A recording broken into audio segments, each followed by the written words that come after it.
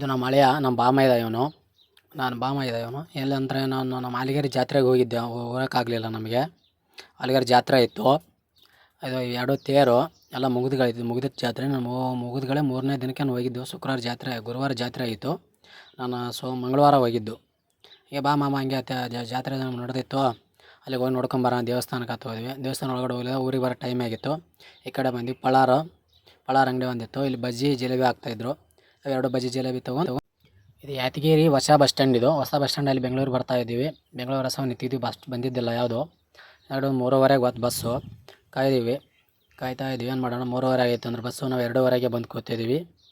ಬಸ್ಸೇ ನೋಡ್ತಾ ಇದ್ವಿ. ಲಾಸ್ಟಿಗೆ ಒಂದು ಬಸ್ ಬತ್ತು ಬೆಂಗಳೂರದು, ಇಲ್ಲೇ ನಿಂತಿತ್ತು.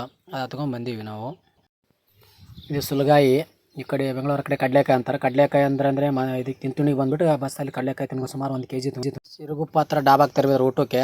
ಅದು ಡಾಬಾದೆಲ್ಲ ಬೋರ್ಡ್ ಕಿತ್ತೋಗಿತ್ತು. ಬೋರ್ಡ್ ಹೆಸರು ಕಾಣಲಿಲ್ಲ.